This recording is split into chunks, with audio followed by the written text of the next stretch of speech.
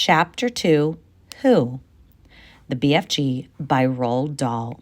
Read by Books with Bell.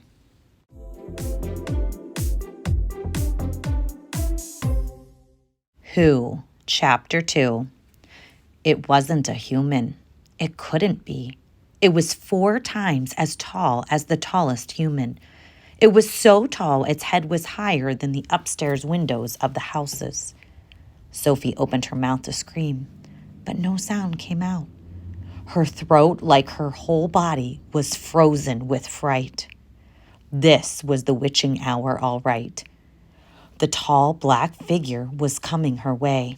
It was keeping very close to the houses across the street, hiding in the shadowy places where there were no moonlight. On and on it came, nearer and nearer. But it was moving in spurts. It would stop, then it would move on. Then it would stop again. But what on earth was it doing? Aha, Sophie could see now what it was up to. It was stopping in front of each house. It would stop and peer into the upstairs windows of each house in the street. It actually had to bend down to peer into the upstairs windows. That's how tall it was. It would stop and peer in, and then it would slide on to the next house and stop again and peer in, and so on all along the street. It was much closer now, and Sophie could see it more clearly.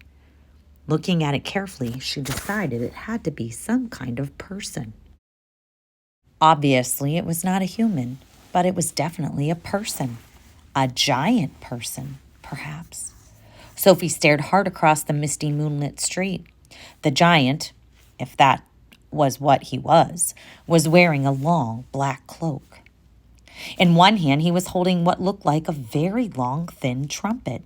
In the other hand, he held a large suitcase. The giant had stopped now right in front of Mr. and Mrs. Gucci's house. The Gucci's had a green grocer shop in the middle of High Street, and the family lived above the shop. The 2 Gucci children slept in the upstairs front room. Sophie knew that. The giant was peering through the window into the room where Michael and Jane Gucci were sleeping.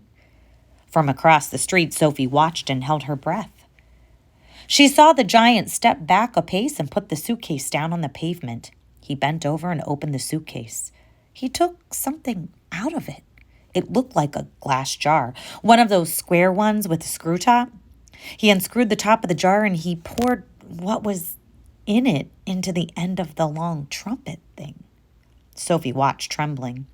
She saw the giant straighten up again, and she saw him poke the trumpet in through the open upstairs windows of the room where the Gucci children were sleeping.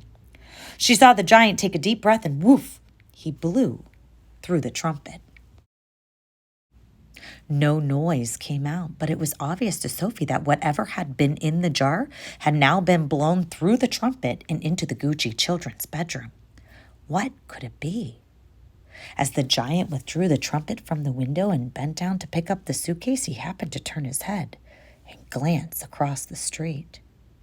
In the moonlight, Sophie caught a glimpse of an enormous, long, pale, wrinkly face with the most enormous ears.